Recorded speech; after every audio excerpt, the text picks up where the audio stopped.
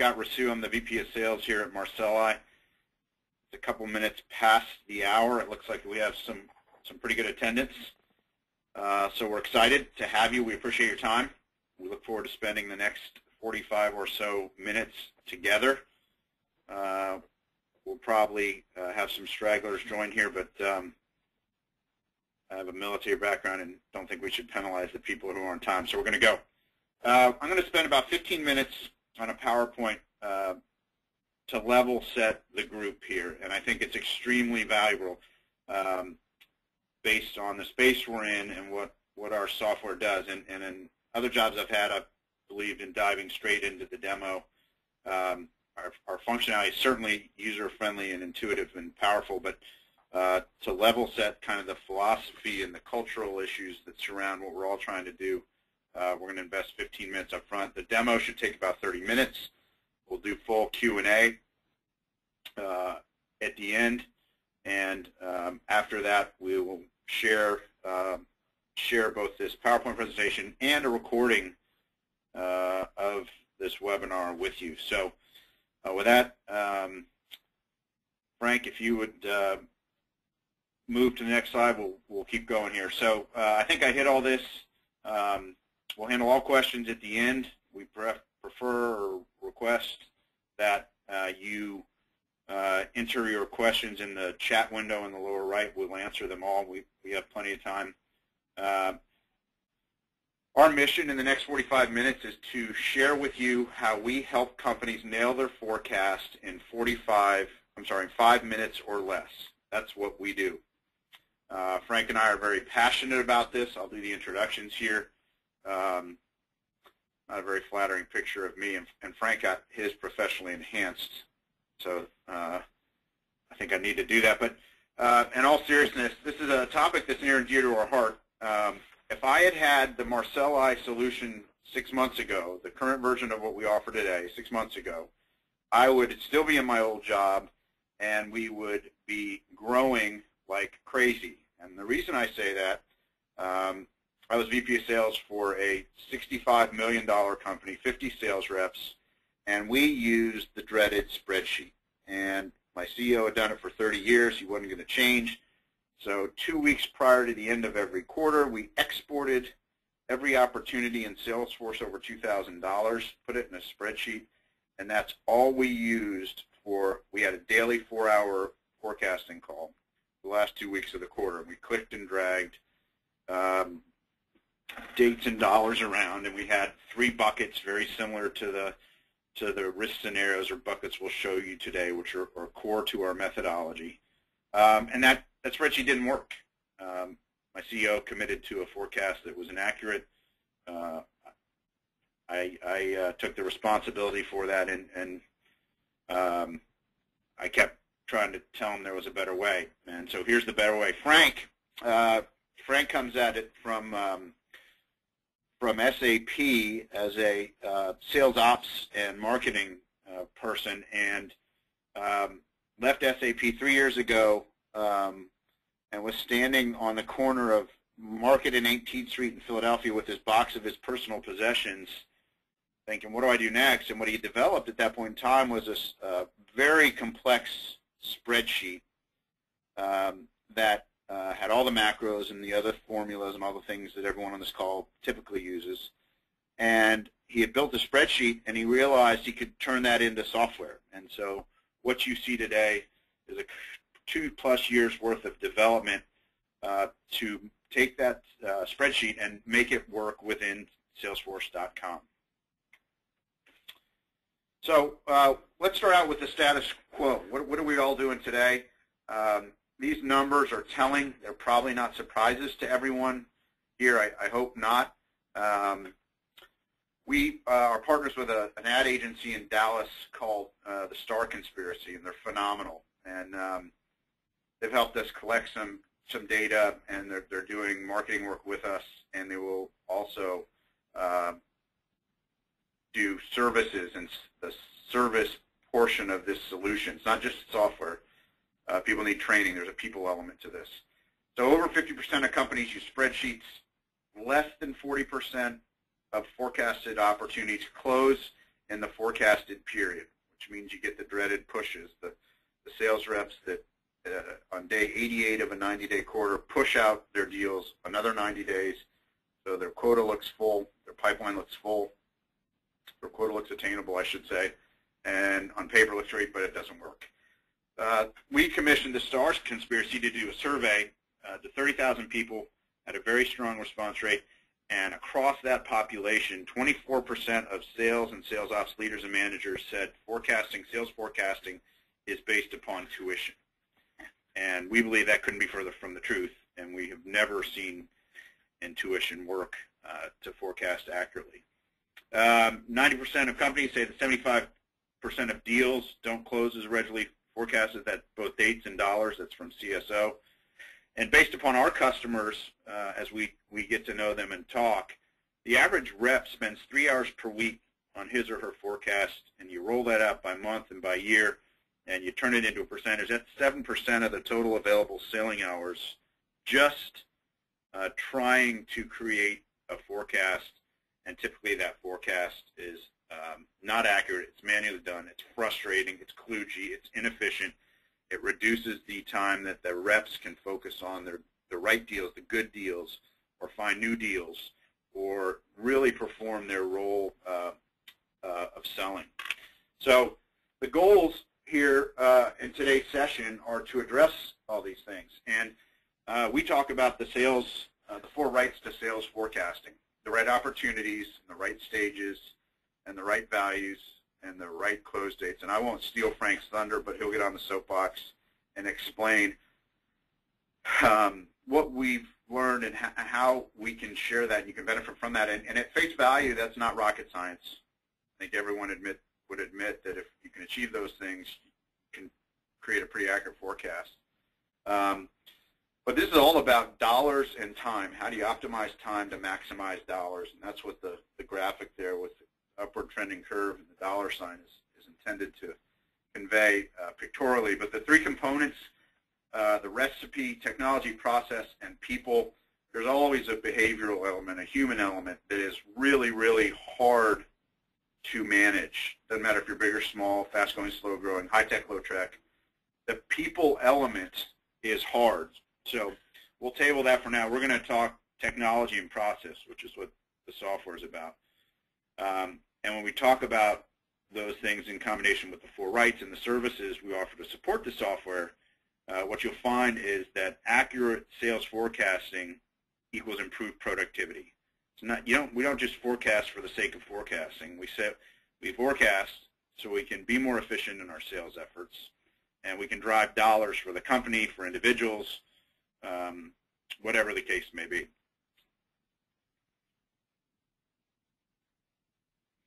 So Latin, it's been quite some number of years, admittedly, since I last studied Latin. But with the STAR Conspiracy, we agreed that our tagline is in numeris veritas. And translated, that is, in numbers there is truth, or the truth lies in the number. And I didn't remember my Latin, so I actually cheated, went to Google, and amplius is translated from English the word more. So that's more truth in numbers. Aberdeen, when done right, accurate sales forecasting yields a 12-month increase in revenue, 23%, decrease the sales cycle, 8.3%, 9.3% increase in reps making quota. I don't think all those are significant numbers individually. When aggregated, that is a huge potential effect on your business. So how do we get there? And we use the 4 rights. We work on the right deals. We free up time to work on those deals, and we create time to find and close more new deals, more new business. So here, the next slide is the recipe, or the 3 components. 2-part science, which are technology and process, and 1 part art, which is the people I mentioned before. And the 4 rights, as we'll articulate, and Frank, if you want to chime in here and at a high level talk about the 4 rights, that'd be wonderful. Got it. Thanks, Scott. So I wrote a paper not too long ago, I guess, what was this, Scott, like maybe a month ago, and it was all based off of the 4 rights to sales. And you have the right opportunity, the right stage, the right value, the right close date. And what we're looking at here is if you're going to do accurate forecasting, you have to have that. You have to be working on the right opportunity, meaning you've been qualified, you followed your sales process, and you know exactly that you're working on the right ones. The next page, you have to be in the right stage, right? You're following the process using customer validated activity to ensure that it's following through the pipeline. You have the right close date, and you also have the right value. And with these together, right, you're going to have an accurate forecast, or as accurate as you possibly can, because the salespeople are following that process, right, the methodology you have put in place. And when we look at the 3 components here, technology, process, and people, right, in order to get to those 4 rights of sales forecasting, you have to have these 3 components, right? Technology, you have to make it simple for the salespeople. What I mean by simple is they need a very simple tool to be able to accurately follow a forecast methodology, have it roll up automatically so there aren't any spreadsheets. It has to track the information so you have historical information to go back and look at. They have to follow up your methodology of process, right? You have to have a process of forecasting, whether you use gut instinct or whether you use a risk-based model where you have something like a commit or a likely or a best case. There has to be a process. And finally, the people have to be taught it. They have to be held accountable to following it. And they all have to consistently use it. And if you can combine all that together, you're going to reach the 4 rights by using the 3 components that Scott has spelled out here on the slide. Anything else, Scott? No, that's perfect. Thank you, Frank. So here, this next slide is intended to be the attention getter or epiphany, the pain slide, the week in the life. And Frank, if you could click, we'll talk about process here before we talk about technology. So all of us experience some form of these issues on a day-to-day, week-to-week basis. And as a VP of sales, I think I've experienced them all. So I think about 80% of customers we talk to have a master spreadsheet. Some quant person either volunteered or got volunteered to create the spreadsheet that runs the numbers for the company and creates the forecast. My process in the past, up to and including 6 months ago, was to create a spreadsheet with the 3 buckets. I call them most likely, worst case, best case. They can be commit, upside, strong upside. Whatever your methodology is today, it's configurable within Marseli software. But I would create the spreadsheet, put it on Google Shared Docs, and put a Outlook invitation on all of my direct reports for Thursday at noon so that they could go and update the information by the end of the day Thursday, and I would have what I needed for Friday. And it never worked. They wouldn't do it. It wasn't a priority. They didn't understand the pain it created for me. So then eventually you start emailing the spreadsheet around. It gets distorted. It gets modified. It's changed. You lose track of versioning. That's a mess. You end up doing some high-level factoring or stage-based weighting, which is not ideal, but it's kind of the nature of the beast, and it's the easiest way out of the mess once you get there. You let your good reps off the hook because they deliver numbers. Managers don't have a structure in place or the experience, usually, or training to discipline the Salesforce behavior. And in the end, it impacts sales ops, marketing, and finance, and how they carry out their jobs. So it becomes a big, big problem. We talked about the people down there at the bottom. I'm a sales rep. I have happy years. I've sandbagged. I've put deals. I'm guilty. That's going to be really hard to fix, whether you're 46 like me, 20 and out of college. So let's talk about the technology. Our belief in Marseli is that forecasting is fundamentally different from pipeline management. Pipeline management is Salesforce.com, dates, dollars, tasks, events, stages, all those sorts of things. Those happen in Salesforce. Salesforce is awesome. It's been around, I started using it in 1999, so 15 years ago. it is what it is. It is not a forecasting tool. It was never intended to be. Forecasting, on the other hand, is taking that pipeline and smartly managing it to arrive at a number or range of numbers where you believe, as an individual or as a team, you're going to end the period. And we do that in 5 minutes or less per week before you finish your first cup of coffee. We come across BI a lot, and BI, business intelligence tools, are awesome. In fact, I've consulted for one and worked for one BI company. Awesome stuff. High-level reporting, great pictures, great visuals. Very hard to translate that down into actionable items for individual reps in Salesforce.com. So we have become, over time, a complementary tool to the wide variety of BI applications that are out there. The slide here, and then we'll get to the demo. Here we are unique from our competition in the market in 5 different ways. These are our 5 uniques. These are the 5 things that we do every day, all day, that make us different and better than the alternatives. We're 100% native to Salesforce. Everything you do in Marseli, and Marseli looks and feels like Salesforce. You'll see it here in a couple minutes. Everything we do, 100% native. You change an opportunity in Marseli, it's changed in Salesforce. You change it in Salesforce, it's changed in Marseli. No data extraction, no data manipulation. We're available on the App Exchange. We're blessed by Salesforce. As you know, that's how you get on the App Exchange. Your software installs in about 15 minutes. Frank or I will help you configure it in another 30 minutes, so we're under an hour there. To implement it across your organization takes about 3 weeks in our experience, and it's easy. When we do the installation, we run Marseli against all of your historical Salesforce data. So you have immediately, instantly, the analytics on your Salesforce history as far back as you want. We recommend 2 years. If you change products, acquired companies, change sales leadership, and you want to run it on some specific period, that's fine too. We're a full cycle pipeline and quota management app, and we have a full service, a best-in-class services arm to train and support the software and modify it to the needs of your organization. And then I cheated. I added a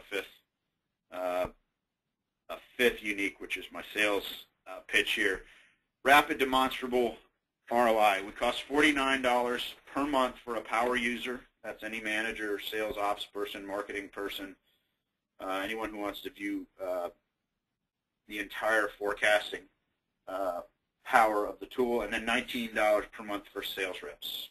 Model's very similar to Salesforce. It's subscription-based, and these 2 prices go down with volume. So we intend to get you on board and keep you there fairly. And the last slide here is just a transition into the software, the demo. And if you could go one more, Frank. Thanks. Sorry. So if you come away with a couple things, right? We have 5 uniques. We're easy to use. The numbers, the truth is in the numbers. And when you see what we're going to demonstrate for you here, all of this can be done in 5 minutes or less per week. And those 3 or 4 things make this very powerful. We offer a free trial, fully supported, fully functional. It's on the App Exchange. You've got our contact information. We'd love to talk with you. And this is a process. That's the diagram on the left. That we assess, we enable, we find, adopt, and we do it again. And over time, the forecasting gets better and better and better. The company gets smarter. The sales reps sell more, and everyone gets to move on and do bigger, better things. So 21 minutes, around 21 after the hour. That was 19 minutes. I apologize, but I think it was valuable. Let's switch gears here. We'll dive right into the software. And Frank, it's all yours. Excellent. Thanks, Scott. Scott, you can see the app? I can see the app. All right, good. Sorry, I just switched my headset. So what everybody sees here, I'm logged into Salesforce, and I'm logged in as a regional manager. So Frank Donnie, regional manager. And I have 6 or 7 reps who are on my team, and I want to take a look at my forecast.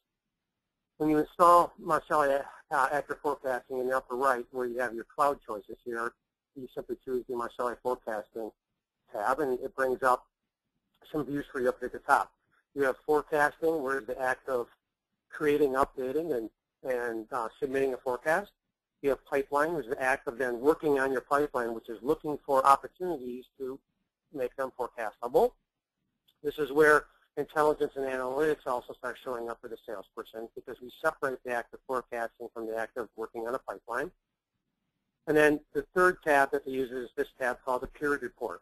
This is a balance sheet. In one click, this tells the sales rep or a sales manager or your CSO or your CFO what happened to your pipeline in a particular time period. That's a balance sheet. It tells you what you had in the beginning, tells you what you had in the end, and what happened in between. So we'll talk a little bit about this. Then if we have a couple minutes, this team review tab is for managers and sales and operations people. When Scott talked about the people side of the business, which is the behaviors, which is really hard, we have a people side of the application.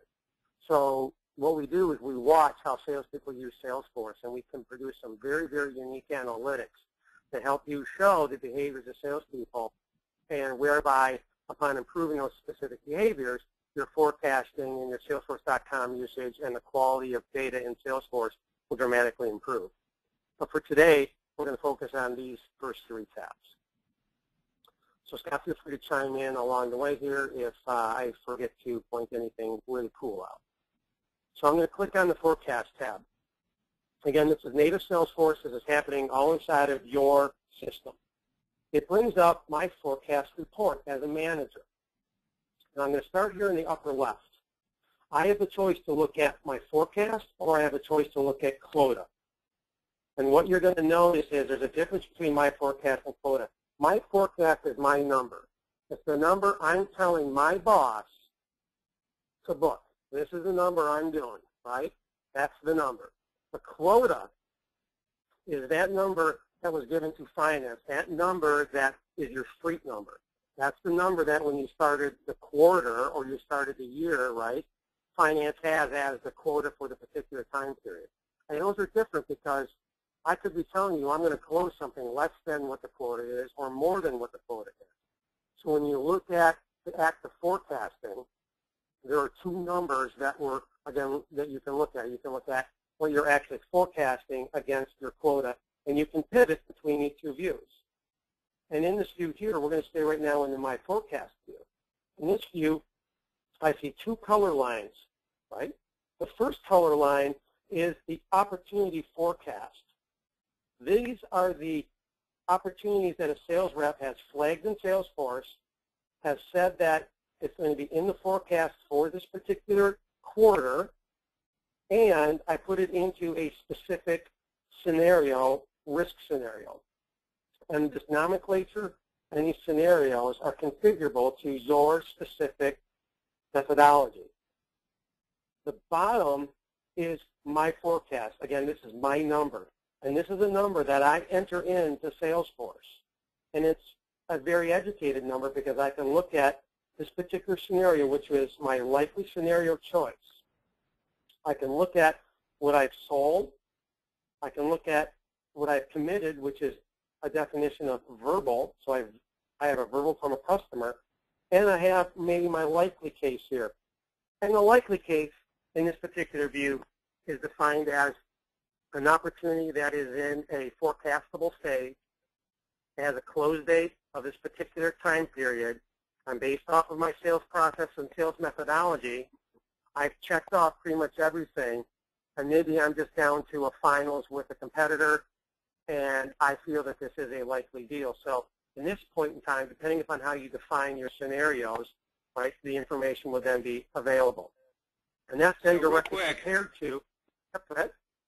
Real quick, the best case numbers don't show up here because we're looking at a likely case scenario. If we switch to best case, we get a different view real time, and you can see what happens if that works out. Now, the way I've always thought about these commit or verbal, like Frank said, if I got run over by a car tomorrow, heaven forbid, or lost my job or left the company, we'd still get those deals, right?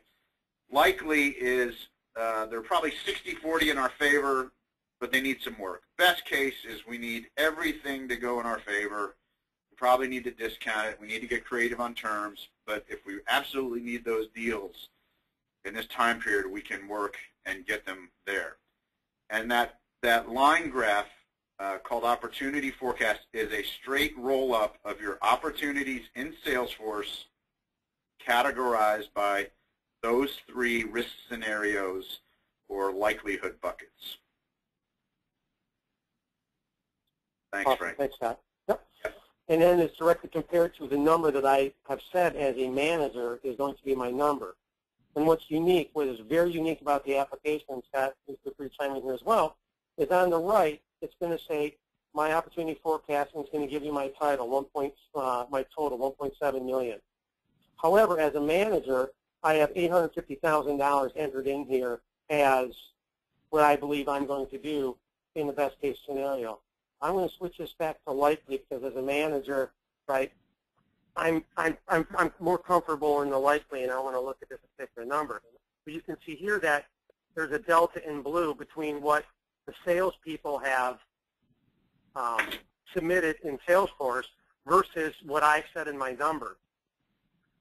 To change this, I would simply click on my forecast, and I can go into the likely number here. And if I want to make it the same as my overall likely number, I basically want to add $200,000 to this number, and I can just simply enter in the number that I believe I want to go with. I hit save. I can go back to this main screen. I'm going to refresh it. And what ends up happening is the number changes, right? And my gap can either go up, my gap can go down, all depending upon what I feel my number is. Because when Scott talked about the science and the art of forecasting, right, a lot of our customers have what's called run rate business. They have business that they know is going to come in, but is not yet in Salesforce, but they want to accrue for it. Or they may feel that they want to discount their number because they may have a specific reason for doing so. That is where the companies have the ability to manually override, right, or manually submit what is my forecast. And what's unique about it, again, is it always compares it against reality that's in Salesforce. It'll always give you your delta, which is a gap. That's the reason why I put a delta gap in here. And also, it'll tell you what you have in each one of your view scenarios as you change through, right, your risk scenarios. See my team, I then have my team all outlined here in the middle. And as my views change, so does this chart down here in the middle, and it'll show exactly what my salespeople have. If I want to modify and update a salesperson's forecast, what I'm going to do now is I'm going to go into their actual worksheet. And this is something that nobody really has in the marketplace, because the active forecasting isn't just using a BI tool or extracting things into Excel and creating a report. You have to give the salespeople, right, the ability to actually build it and update it in real time in Salesforce. So what you see on the screen here is I'm looking at Ted Davidson sales rep, this quarter's forecast. I'm looking at the commit view. This is what he says I have sold, and this is my verbal, and this is the number I'm going with for the quarter. And there is no gap here because the reason is if I have this number 1 and I have this verbal, this number, right, the number I'm going with better be that number. So I put in $182,000 as my forecast. Again, if I want to override that and change it, I can click on this number here or this word here, and it'll open up that change tool. So sorry, Frank. So this is a very significant piece of functionality, as Frank articulated. In our ideal world, everything works out perfectly, the people, the process, the technology, and it rolls up and you get the forecast and everyone hits the forecast. that never happens. It may never happen. We're going to try like hell to get there because that's our mission.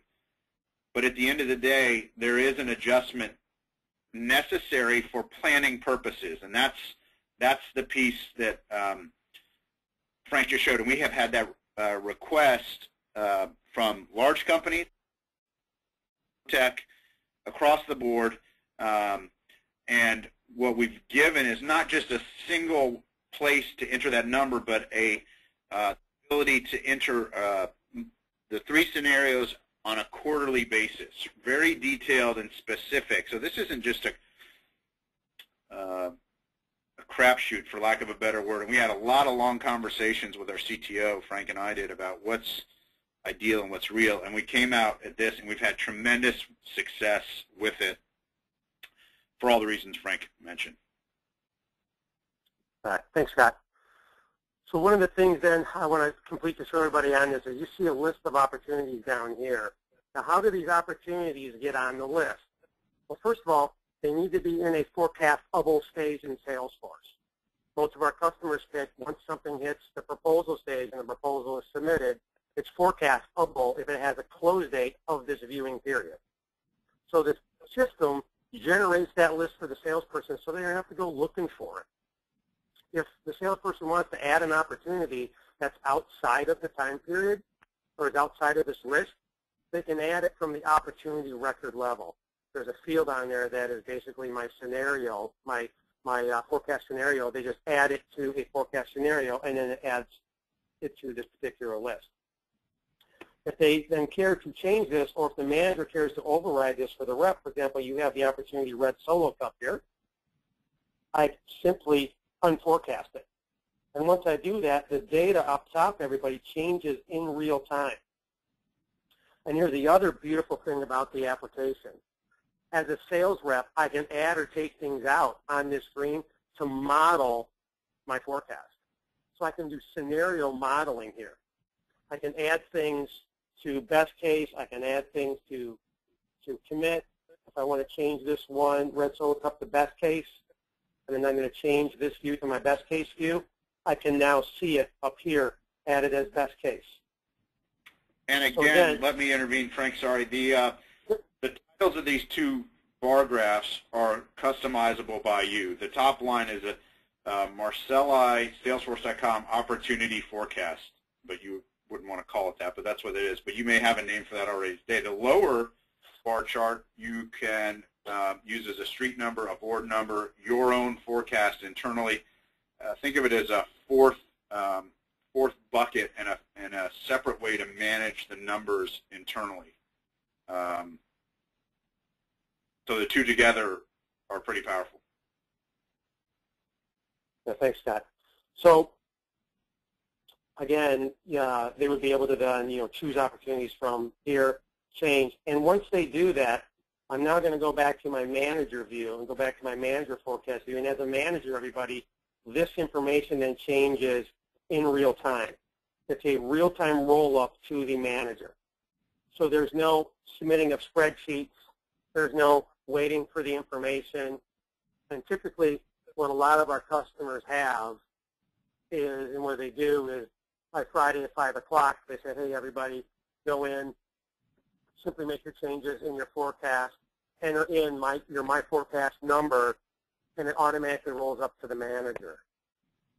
So as a manager, I'm not spending my weekend on a Sunday afternoon instead of watching my Packers play. I have to work on integrating 6 different Excel spreadsheets into one Excel spreadsheet to get ready for my Monday morning meeting. It's all done natively in Salesforce. And if I care to take it out of Salesforce, I can do it in 2 ways. I can put it into an Excel spreadsheet over here in the upper left if I care to, or I can print this as a PDF and it prints out in a beautiful PDF form if I want to submit it in a PDF form as well. And for my manager, everybody, who's Scott Rasu, if I click on Scott's name down here and I go in as Scott, right, I now see the entire company. I see all my sales reps and my managers if I care to. And again, this rolls up to me as the chief sales officer in real time. And again, as Scott talked about, when we talked about 5 minutes to make a forecast, as a manager, this is extremely powerful because now I don't have to spend all that time. And also, everybody, the information that you're entering in here, we're saving and tracking, and we can chart it, and we can look backward in time and provide you with historical analysis of all of this information. When you're using spreadsheets, that's not something that is capable of doing. So we do have an analytics view of a lot of this information in the background that's in the team view and other areas, whereby we can supply you with the analytics around the success of sales teams or salespeople hitting their specific scenario. So if you want to know, for example, how good Mark Wahlberg's team is, or how good Frank Donnie's team is in closing best case scenario opportunities or likely or commit, we'll provide you with that historical information that we can make predictive and trend out into the future for you. So it becomes a very useful future tool. So Scott, anything else here before I move on to the pipeline tab? No, spot on. Okay, great. So in the pipeline tab, if I'm a sales rep and I want to work on my pipeline, if I'm a manager I want to work on my pipeline, I'm going to look at everything that is in my pipeline now, because I might not have enough ops in my forecast, or my manager may have said, Frank, you got to move more in the forecast. Go look in your pipeline and find opportunities. I'm going to click on my pipeline tab. And now, once I go in here, it's going to start bringing in some analytics. So as a sales manager or sales rep, I not only want to know what is in my pipeline. So in this view of my current pipeline, I see that I have 97 opportunities with this value. And there's this very unique thing over here that's called projected to forecast. The projected to forecast is also a very, very unique application inside of Salesforce, where we actually have the ability to watch how an opportunity is managed in Salesforce. We can store the opportunity behind the scenes, and based off of how the salesperson has managed that opportunity,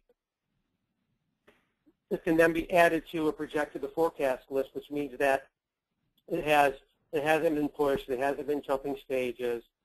Scott, it hasn't been in the sales stage for too long. The value hasn't changed down dramatically. We have the ability to take a look at those aspects of an opportunity and put them on a list for the salesperson. And if they click on this 11 number, you see that there are 11 opportunities that have been managed very well along your sales process. Well, here's one that's a renewal, and we also have the ability to manage renewal business as well. I can look at these opportunities, and as a rep, I can start here when I'm looking for opportunities that should be moving into the proposal stage. And the stage before proposal, I think, Scott, it needs dialogue. So I do have some here that have been managed and are moving through the pipeline in a very efficient way. I can now have a very quick way to get to the intelligence and opportunities whereby I can focus on moving things forward. On the analytics side, we had talked about some of the data that you have here. Behind the scenes, one of the biggest things that you should share with your salespeople as well as sales ops and managers is what's called volume and velocity, right? Volume is, what do I have in each one of my stages so I can see my value and my number of units. I look at my volume as it flows through my pipeline. So I have a leakage report that we can show salespeople. And I'm going to look back in time here over the last 180 days. And as a sales manager, I can see that I'm leaking in my proposal stage because I have a dip here. So I can start to see that in the last 180 days, my average sales cycle is 57 days. Or actually, my close rate is 57%, and my rolling 12 months is 33%. So over the last 12 months, I've significantly improved my close rates. But if I want to improve further, I can see the stages whereby I'm leaking and opportunities either dying or not moving forward. And finally, my velocity. I can now see how long it takes me to sell, where opportunities are sticking and staying too long. And I can see here that in the last 180 days, right, my opportunities have been aging a lot more than my trend, right, 268 days versus 208. Now, behind the scenes, we also have the ability to add quality information in here for the sales rep if you care to have it. That quality information could be We can flag and highlight opportunities that have been pushed too many times. We can flag for you opportunities that have been in the pipeline too long based off of average. We can show you opportunities that have had significant value changes in the bottom of your pipeline. And those are dashboard views that can show up here as well that allow the salesperson to basically have the easy button to show them opportunities that are challenged in their pipeline that they may need to either clean up or change in order to improve the quality and what is in their particular pipeline. So what you can see is we've separated the act of pipeline analytics and pipeline management from forecasting, because what we found out with our customers is the act of forecasting needs to be laser focused. And anything that is added in there, such as all these analytics and information, becomes a distraction for the salesperson, because the goal of the forecast is to get to that number, get to an accurate number, and submit that as fast as they possibly can to save themselves time so they can go back to the act of selling versus the act of working inside of Salesforce. So Scott, anything else on the pipeline before we move to period report? No. This is, no, that's perfect. Great. So the period report is a report that pretty much everybody uses on a weekly basis to explain what happened to their pipeline. And what the period report is, everybody, is it's a balance sheet. So if you think of the world of finance, right, everything has to balance out at the end of the day, the debits and the credits. This is your debit and credit report. So as a manager, again, I'm in here as a manager, I can see that I started last fiscal quarter with 96 opportunities in my pipeline. I added 7 new. I accelerated 1 in the period. I pushed 6 out. I won 13. I adjusted 20 in value. I discontinued 7, which means that they left the pipeline due to some non-competitive reason. I lost 3 due to competitive reason, and I ended up with 80. If I want to know any of these numbers and say, gosh, what were the 6 that were pushed? I click on the 6. It automatically brings them up for me live in Salesforce, so I don't have to go hunting for them. Well, hold on. Let me tell a story here, Frank. So right before I parted ways and got my box with my personal belongings 6 months ago, my CEO pulled out a spreadsheet from 6 months prior, claimed it was all the deals we pushed at that point in time, and asked me to explain each one and where it ended up, whether it closed or was still alive or we won it. And I didn't do very well at it. And I have never seen, I'm 46 years old, I've led a lot of sales organizations, I have never seen another way to see and track pushed deals like Marseli. And Frank and I have known each other for years and talked about working together. And when we kind of consummated the deal 6 months ago, he said, Scott, let me show you one thing and see if it doesn't grab your interest. And this was newly built before then, but that was the first time I've seen it. And this is what hooked me as a sales leader. And if as a sales leader I can just manage my pushes better, I probably get a 15% positive hit to my productivity and results and efficiency. So there's only one piece of the balance sheet here, the period report, but it's a powerful piece. Got it. Thank you, sir. Thank you. So yeah, it is, and you can choose up to 4 time periods here. And then the other great thing is you can convert it to an amount, because what we find out is units many times tell a different story than amounts, right? You can be up in number of opportunities in your pipeline. However, right, if the values are changing up or down, you really need to know that. And what's really unique about this is here's the funny number, right? See this adjustment number over here, the blue one, Scott, right? If I highlight this, it tells you the adjustment changes that happened in your pipeline. And what's important about this is if this is always high or it's trending high, right, your salespeople are having a difficult time valuing opportunities, right? They could be discounting in the bottom of the pipeline.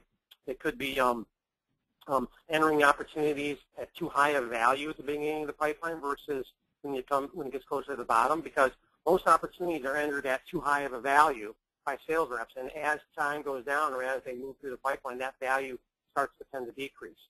So one of the unique things in the application that you should really pay attention to and watch is that adjusted value change. So, Scott, anything else on this?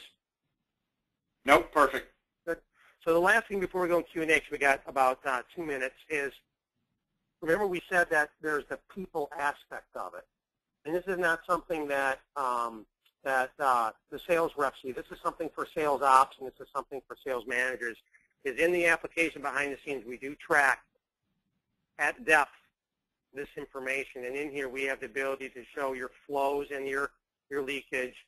But we also have the ability to show you the behaviors behind the scenes that tend to erode the quality of the opportunities. Remember when we say we track and we store opportunities? We store opportunities based off of behavior in Salesforce. So we do, for those of you who do want to do advanced modeling and advanced behavior storing, right, we do have the capability to go as deep as you care to go. If you're a beginner in forecasting and you care to stay at the highest level, you start there. And as you become more advanced, we can move you into the more advanced analytics and modeling if you care to. So the application is very good for beginners, and the application can also be exposed with more information as you become more advanced in the act of pipeline management, quota management, and forecast management. So at that point in time, Scott, that's pretty much it what I had to show. I think we can, if you want to, we can go into the Q&A portion, unless there's anything else you'd like to say. No, let's open it up for Q&A. I think we're at 48 minutes. That's pretty good. It's right on schedule. So I think our intent was to wet your whistle, get your attention, show you the bulk of what we do, but we have by no means showed you everything that Marseli can do, both on the sales forecasting front and also on the marketing side. And so our intention is to be able to follow up with those interested and do custom, or not custom, personal demonstrations, sorry, and set up trials and have the conversations to sort through and make sure everyone understands what we talked about today, but also to take it next level for those of you who are interested. So, Frank, if there are questions in the chat window, I cannot see that right now. If you could recite those. Yep, there's about 6 of them. The first one is I do apologize to everybody if there's been some flickering on your screen with some of the stuff at the top. That looks like it's a go-to-me. It's not on my end or Scott's end. I did notify them and send in a ticket for that. So we do apologize if there was some flickering going on, because it can definitely be distracting. One of the questions, Scott, that somebody put in early is, Salesforce.com is not a forecasting tool, but why do they have 2 forecasting modules? What they call customizable forecasting and collaborative forecasting. And I guess Don asked the question. Scott, do you want me to tell a little bit about the difference between the two, or would you like to take a shot at it? I'll take a crack, and you can chime in. You know more about it. And from my perspective as a sales leader, I think the current there are 2 versions. Only one is kind of current. The first version was a first pass at a simple forecasting solution. Did some stage-based weighting. I tried it out as a sales practitioner, and it was not as intuitive as I hoped. So I think Salesforce iterated on that, came out with a new improved version, which is better, but doesn't have the visuals or a lot of the analytics and behavioral predictability that we have. I would get back to the 5 uniques of what we do, how we do it. We are in Salesforce, 100% native, and give you everything we've shown you today, plus some. So I think there is a difference. We get asked about that a lot, and my recommendation is to give their stuff a try. I love Salesforce. As I said, give their stuff a try, and then do a quick trial of Marseli. It's worth investing 2 hours, an hour on us and an hour on them, if you really think they're that similar, to see the differences. Yeah, exactly. And one of the things that our customers always tell us too is, that the Salesforce collaborative forecasting solution is a vanilla tool. It's sort of made for the basics, and it's not very flexible. It's actually kind of difficult to set up, and the code is functioning, going in it, and being on the technology side and working with our application, I've used it a lot to test it and see how it is, and it's good for a starter package. But for those of you who want to make it a lot easier, because still inside of Salesforce, you still have to extract that information into Excel and do other particular things if you want to modify more data on the fly and actually have that data be trackable. So it's very difficult to do, but that's why we build our applications to overcome a lot of the shortcomings of that, and also those of BI tools out there, because what we showed you today is the BI tool is a reporting package, right? They don't give you the screens and the ability for the salesperson to actually make a forecast and follow a methodology, and that's the key thing that we have here. We got another question, Scott, which is let me see, I'm scrolling down here. What is your pricing model? Great question. Again, we start at $49 per power user per month. A power user would be a sales manager, any sales manager, sales ops person, Salesforce.com admin, marketing, finance, anybody but a direct sales rep, and then $19 per sales rep per month. And if you license those two things, you get the full forecasting functionality of Marseli. Got it, thanks. And another question. Oh, go ahead. I said it before, but make sure those prices decrease with volume. Right. Next question is from Don, and he says it appears that your functionality is definitely a lot more advanced than collaborative forecasting. What's a typical roadmap time frame that we would upgrade from collaborative forecasting? Great question, Don. And what Frank and I recommend, and industry best practice is that you run your current process in parallel with Marseli until you're comfortable, and usually make the switch at the beginning of a time period. And as a sales VP, I don't recommend making changes late in the year. Having said that, Frank and I get companies up and running in 3 weeks, fully trained and capable. Maybe not fully adopted and accurate, but fully trained and capable. 5 minutes a week, time invested, in 3 weeks. So that would say, run 2 systems in parallel for 3 weeks. Make sure you understand how they work differently and similar to each other, and then move on with Marseli. And we've had phenomenal results with that, and we've learned over time how to coach that, how to train that. We have references that will corroborate that. That's where we've iterated. Got it. Thanks, Scott. Another question is, how many management levels can this system handle? You can do that one, Frank. So what we do is, in the system, we adhere to your hierarchy goal model that you have set up. So if you have 50, we can handle 50. If you have 5, we can handle 5.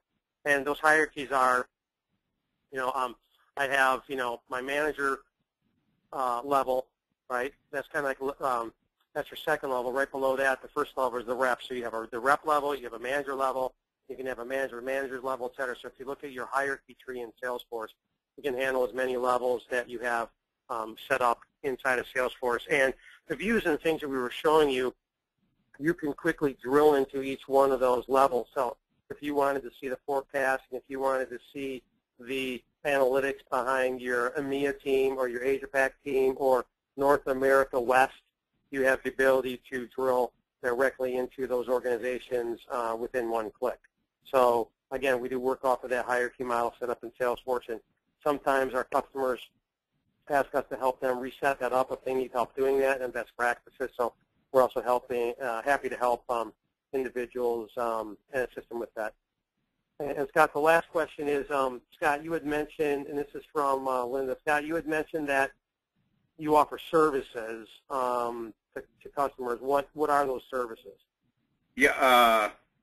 Okay. Wonderful. I'm glad someone asked. So, two things to mention here. Not only do we support the hierarchy, unlimited levels that you have in Salesforce, we also support, and I don't think we mentioned it, we also support whatever fields, custom fields you have created in your opportunity tab in Salesforce. So whatever you've built, we configure and map directly to Marseli. So neither hierarchy nor opportunity fields are restrictions. I like to make that clear. Something else, and I may have missed it if Frank said it, so I apologize, but in several of the Marseli screens, there's an Excel icon in the upper left for the people who can't get away from Excel or who are required to manipulate these numbers via Excel. So we give the ability to export Marseli data into Excel. So while we're trying to get you away from Excel as much as possible, we realize there's times where it's necessary. Having said all those things, what we do several things on the services side. The one most common and recommended is a health check. And the data we derive in intelligence in Marseli usually cannot be found in another way, but you can then take that data and apply analysis to it, manual analysis, someone like Frank, or we have a full team of consultants who have done this their whole life, and we can analyze your data and we can give you a health check, just like going to the doctor, and diagnose many things. What I like the most is we take the top and bottom of the funnel, we separate them, and we track what percentage of deals leak out at each stage of the funnel. So a waterfall, for every deal we close, how many started in the funnel. Then we can bisect and dissect that by company size, and a number of other things, and give you insights to your business that you may be able to figure out with some serious data crunching, and you probably have a hunch about, but we can confirm it for you and give you the real data. So we recommend one of those about 3 months after implementation as a baseline, and we recommend another one with about a month left to renewal or on an annual basis, and one of those two is included in the pricing offer. So we can do everything from that, which is our most common offering, to full sales training, having nothing to do with Salesforce, but pure how do you sell. We offer Salesforce.com training. Through our partnership with the Star Conspiracy, we offer a range of marketing-based services and consulting type work. So a pretty good range from out of the box, like the health check, to a very specific custom need where you don't have the resources or expertise on hand to do the analysis, but we'll put our resources to bear. And then if and as necessary, we can modify, custom workflows in Marseli to then track and publish the intelligence on those areas where you have weaknesses and strengths, but typically you want to improve your weaknesses. All right, that's the end of the question, Scott, and we're at the end of our hour. 2 o'clock. So thank you everyone for your time. We will email the deck. We will post the video and audio recording. You have my phone number in the lower left there, 703-876-8459. You can contact us via our website, www.marseli.com. And whether you use my direct email address there or Frank's or let's talk at marseli.com, we will get all those and we will get back to you. And we look forward to the follow-up, and we would love to schedule time with those of you who find this interesting and applicable. We'd love to schedule time to show you more and make sure we get a chance to talk through all of the things we showed you today, which is very hard to do in a web demo. So thank you very much. Have a great day. Thanks, everybody. Take care.